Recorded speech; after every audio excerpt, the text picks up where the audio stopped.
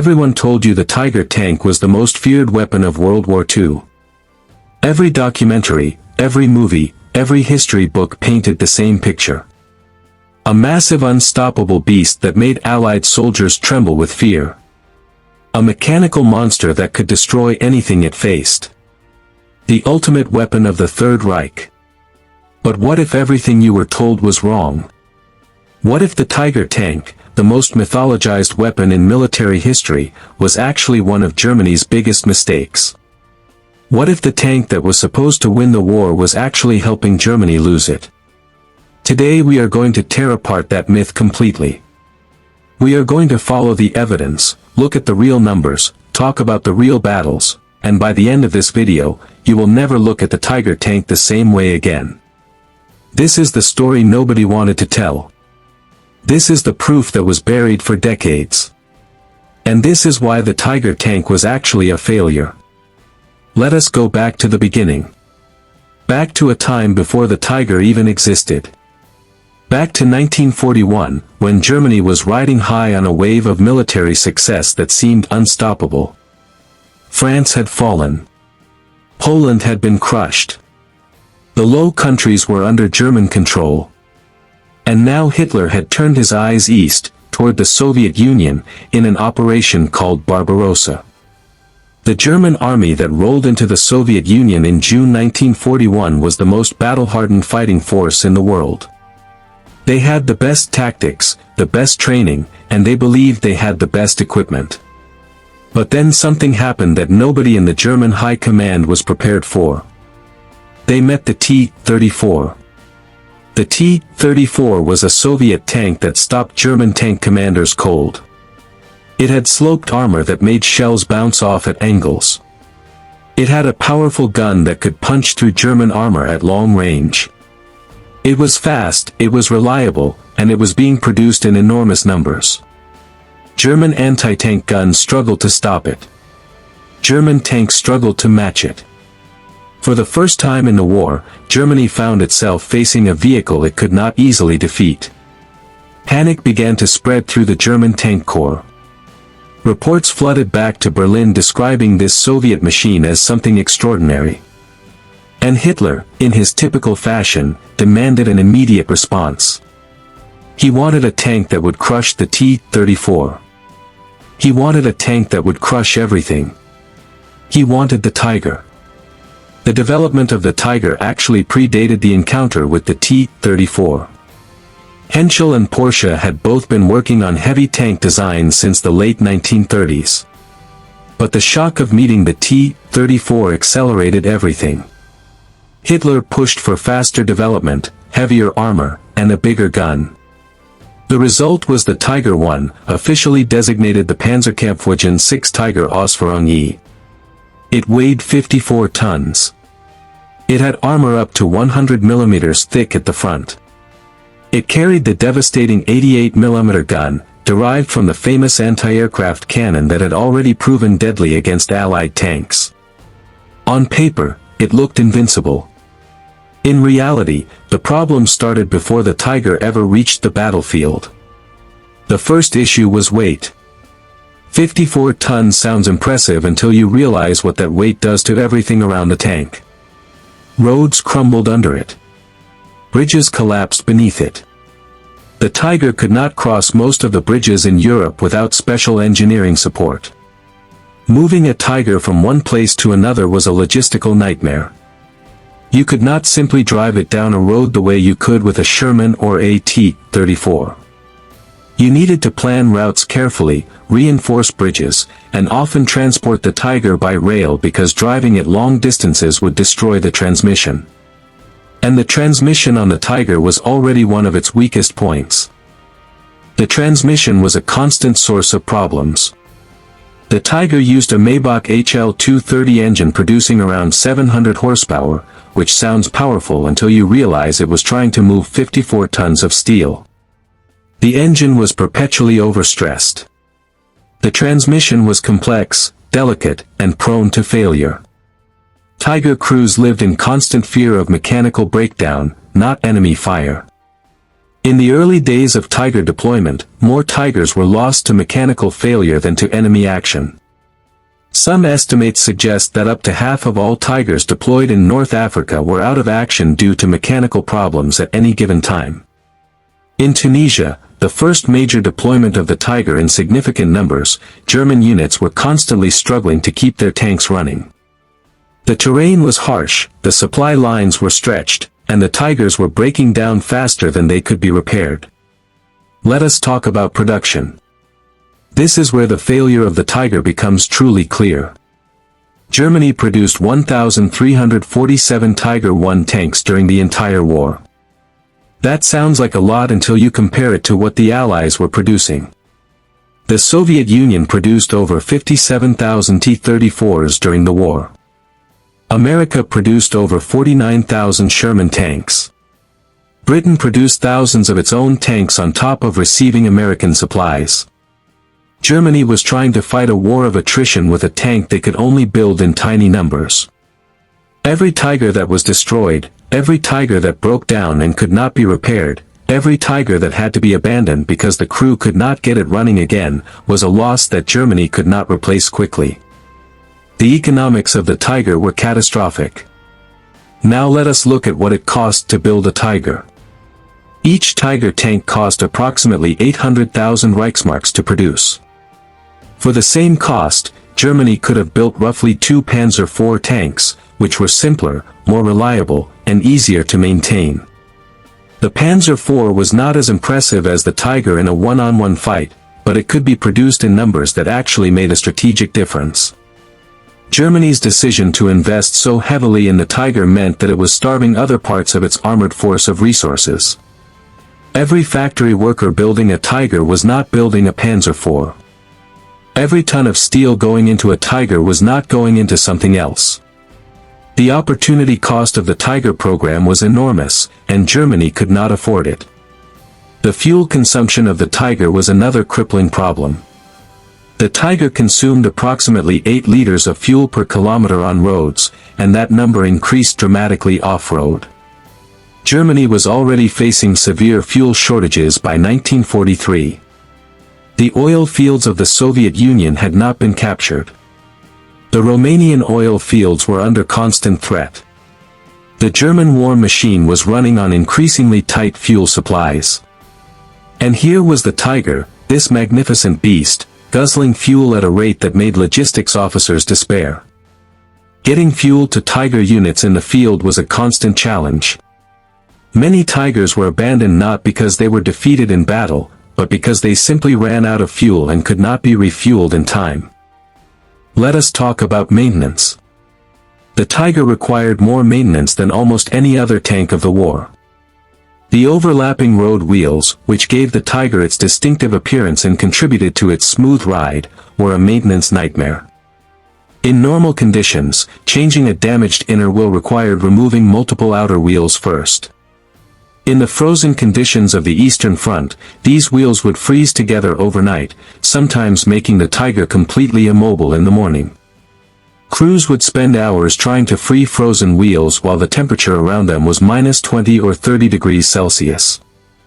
Soviet commanders learned quickly that a Tiger left stationary overnight in winter was likely to be a Tiger that could not move in the morning.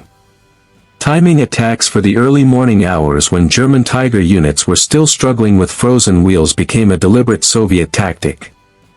Now let us address the myth of the Tiger's invincibility in battle. Yes, there were famous Tiger aces. Michael Wittmann is perhaps the most famous, credited with destroying over 130 tanks and 130 anti-tank guns during his career. Otto Carius, Johannes Bolter, Kurt Nispel. These men achieved extraordinary results in their Tigers. But we need to be careful about how we interpret these numbers. These were exceptional men in exceptional circumstances. They were skilled, experienced, aggressive commanders who knew how to use the Tiger's strengths and minimize its weaknesses. They do not represent the average Tiger crew's experience. The average Tiger crew was fighting in desperate circumstances, with mechanical problems, fuel shortages, and against increasingly experienced Allied tankers who were learning how to defeat them. The myth of Tiger invincibility was also partly a creation of Allied soldiers who understandably reported every enemy tank as a Tiger, even when it was a Panzer IV or a Stug. This phenomenon became so common that Allied commanders had a name for it. They called it Tiger fever. Allied soldiers were so afraid of Tigers that they sometimes reported Tiger sightings when no Tigers were present at all. This inflated the Tiger's reputation enormously and created the impression that Germany had far more Tigers than it actually did. The psychological impact of the Tiger was real. But psychological impact alone does not win wars. Let us look at specific campaigns to understand the Tiger's real performance. In North Africa, the Tiger was deployed in small numbers and immediately ran into problems. The terrain, the heat, the dust, all combined to punish the Tiger's already unreliable mechanical systems. The Tigers achieved some local successes, but they did not change the outcome of the campaign. The Allies won in North Africa, and the Tigers that were deployed there were either destroyed or captured. Some captured Tigers were sent back to Britain for testing, and the tests revealed important information about the tank's vulnerabilities. The Allies quickly developed tactics and ammunition specifically designed to defeat the Tiger. The Battle of Kursk in July 1943 is often held up as a showcase of German armored power, with the Tiger playing a central role. But let us look at what actually happened at Kursk. Germany launched Operation Citadel with a force that included Tiger tanks, hoping to cut off a Soviet salient and destroy a large portion of the Red Army. The Soviets had been warned about the attack through intelligence sources, including the famous spy network known as Lucy. They had months to prepare. They dug thousands of kilometers of trenches. They laid millions of mines. They positioned anti-tank guns in depth. When the German assault began, it immediately ran into this prepared defense. The Tigers advanced, but slowly. For every Tiger that broke through one line of defense, there was another line waiting. The Soviets had prepared specifically for the Tiger, and their preparation worked. Operation Citadel failed. Germany never launched a major strategic offensive on the Eastern Front again after Kursk. The Tiger had been part of the largest tank battle in history, and Germany had lost. After Kursk, the Tiger was increasingly used in a defensive role. This suited it better in some ways. A stationary Tiger in a prepared defensive position, with its powerful gun and thick frontal armor, was a formidable opponent. But even in defense, the Tigers were being ground down faster than they could be replaced. The Soviet army was learning. British and American forces were learning. New ammunition was being developed. New tactics were being refined. The 17-pounder gun that Britain deployed in late 1944 could penetrate Tiger armor at combat ranges. The Soviet 85mm gun on the upgraded T-34-85 could defeat the Tiger under the right circumstances. The American M176mm gun was also capable of defeating Tiger armor at closer ranges. The Tiger's invincibility was fading. Let us talk about Normandy, because this is where the Tiger myth really gets interesting. After D-Day in June 1944, Allied forces found themselves fighting through the hedgerow country of Normandy. This terrain, known as the bocage, was brutal for tank warfare. Narrow lanes, high earthen banks, limited visibility. It was the kind of terrain where a single well-positioned Tiger could hold up an entire Allied advance. And sometimes that is exactly what happened. The actions of Michael Wittmann at Villers-Bocage in June 1944, where a small force of Tigers caused significant damage to a British armored column, became legendary. But even here, when we look at the full picture, the Tigers' limitations are visible. Wittmann's force was eventually overwhelmed. The Tigers at Villers-Bocage were ultimately destroyed or disabled. The tactical success did not translate into strategic impact. The Allied advance continued. By late 1944, the Tigers that remained were desperately short of fuel, desperately short of spare parts, and desperately short of experienced crews. The veteran Tiger commanders who had built the tank's fearsome reputation were dead, wounded, or exhausted. Replacements were younger, less experienced, and thrown into battle with minimal training. The Tigers that had been the pride of the German armored force were increasingly being abandoned by their crews because they simply could not keep them running. In the final months of the war, Tigers were found abandoned on roadsides across Germany, run out of fuel, broken down beyond repair, left behind by retreating German forces who had no way to take them with them. Now let us compare the Tiger directly to the tanks it was supposed to overcome. The Sherman tank is often mocked as inferior to the Tiger, and in a one-on-one comparison of armor and firepower, at certain ranges, that is true. But the Sherman could be produced in massive numbers. It was mechanically reliable. It could cross bridges that would collapse under a Tiger. It could be repaired quickly in the field. A crew that lost a Sherman could have a replacement within days. A crew that lost a Tiger might wait weeks for a replacement, if one ever came at all. The Sherman could be modified and upgraded relatively easily. The 17-pounder equipped Firefly variant gave Allied armored units a weapon that could defeat the Tiger. The Sherman's reliability meant that on any given day, the vast majority of Shermans in a unit were operational and ready to fight. The same could never be said of the Tiger. The T-34 comparison is even more damning for the Tiger. The T-34 was produced in numbers that simply overwhelmed German capabilities. When Germany destroyed 500 T-34s, the Soviet factories replaced them within weeks. When Germany lost 50 Tigers, those were losses that took months to replace. The T-34 was also constantly evolving. The T-34-85 introduced in 1944 was significantly more capable than the original T-34-76. Soviet tactics also evolved constantly, adapting to German strengths and exploiting German weaknesses. The Soviets developed specific anti-Tiger tactics that involved drawing the Tiger into kill zones, attacking from multiple directions simultaneously, and targeting the Tiger's vulnerable sides and rear. These tactics worked. They worked because the Tiger, for all its frontal armor, was vulnerable from the sides and rear. An 85mm shell hitting the Tiger's side could penetrate. A Molotov cocktail thrown onto the engine deck could start a fire. A well-placed explosive charge under the tracks could immobilize it. The Tiger was not invincible. It was never invincible. Let us address the question of why the Tiger myth became so powerful if the reality was so different. Part of the answer lies in the nature of war itself. Soldiers who face a terrifying weapon remember it vividly.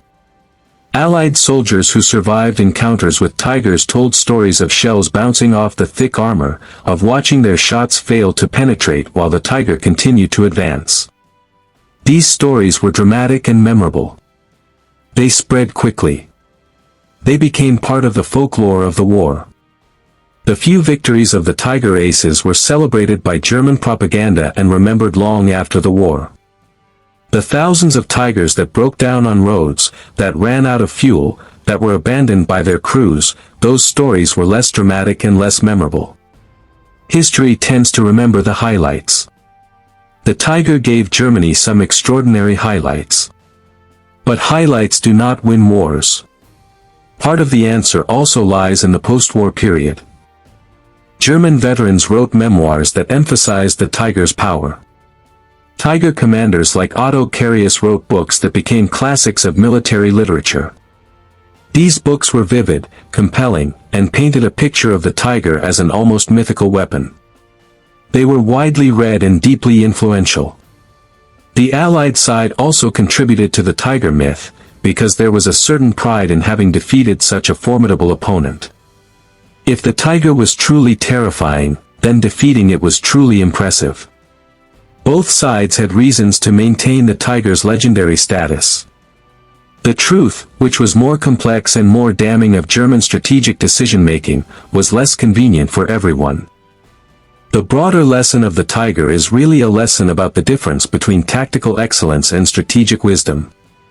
At the tactical level, the Tiger was genuinely impressive. It could defeat almost any Allied tank in a frontal engagement. Its gun was superb. Its frontal armor was formidable. Individual Tiger crews achieved results that were genuinely extraordinary. But war is not decided at the tactical level alone. War is decided by production capacity, by logistics, by fuel supply, by the ability to replace losses, by the reliability of equipment in the field, by the quality and quantity of forces you can sustain over months and years of combat. At the strategic level, the Tiger was a disaster. It consumed resources Germany could not afford.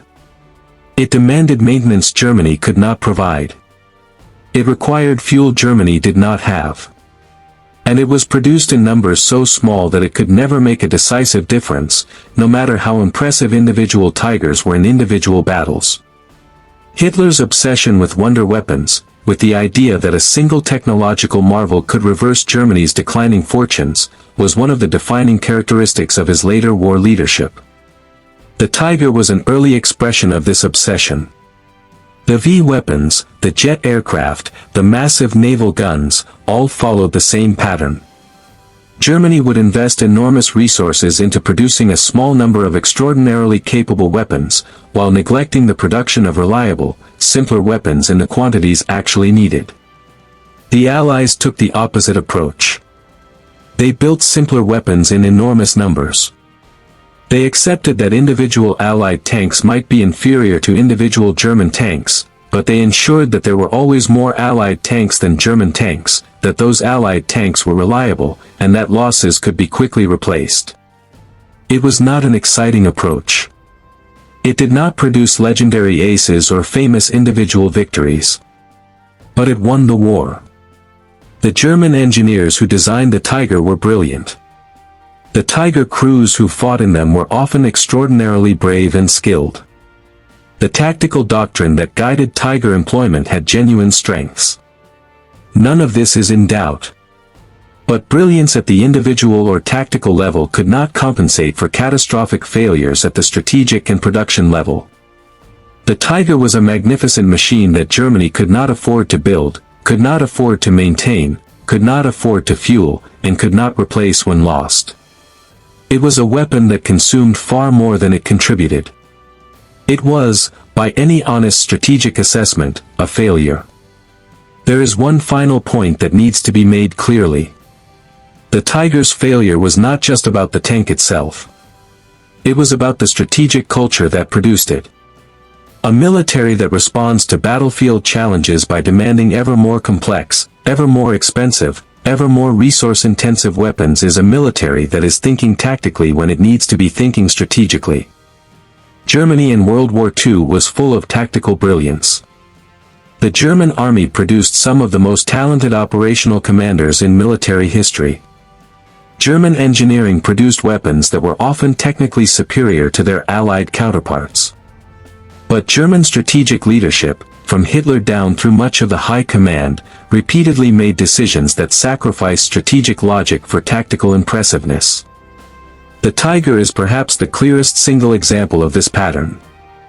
When we look at the Tiger honestly, when we strip away the mythology and the propaganda and the post-war nostalgia, what we see is a tank that was never going to win Germany the war. It was too expensive, too unreliable, too fuel-hungry, and produced in numbers far too small to make a strategic difference. The Allied tanks it faced were individually less impressive, but collectively overwhelming. The Allied approach of mass production, reliability, and adaptability proved far more effective than Germany's approach of technical perfection in small numbers. The Tiger lost because the strategy behind it was flawed from the beginning. And that is the proof, not just in one battle or one campaign, but across the entire arc of the war, that the Tiger tank was actually a failure.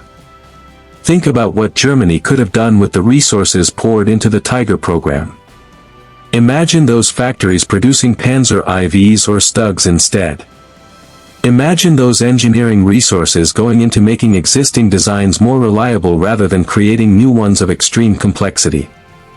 Imagine that fuel being available for mobile operations rather than being consumed by tigers that broke down before they reached the front. History does not allow us to run those experiments. But the logic is clear. Germany needed quantity and reliability. Instead it got the tiger. And the tiger, for all its fearsome reputation, could not save Germany from the consequences of that choice. The men who died in tigers, the crews who fought and bled in these machines believing they were the best equipment their country could give them, they deserve to be remembered with respect. They were not responsible for the strategic failures of their leadership. They fought with what they had, and many of them fought with extraordinary skill and courage. The failure of the tiger is not their failure. It is the failure of the system that produced the tiger and deployed it in the belief that tactical excellence could substitute for strategic wisdom. It cannot. It never can. And that is the lesson that the Tiger tank, the most famous failure in military history, teaches us today. That is the truth about the Tiger tank. That is the proof that was buried for decades under layers of myth, propaganda, and nostalgic storytelling. The tiger was impressive. The tiger was feared. The tiger produced moments of tactical brilliance that military historians still study today.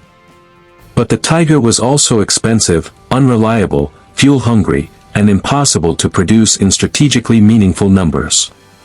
It consumed resources Germany desperately needed elsewhere. It represented a strategic culture that valued technical perfection over practical effectiveness. And it failed to deliver the decisive results that Germany needed. The Tiger tank was, by any honest measure, a failure. And now you know the proof.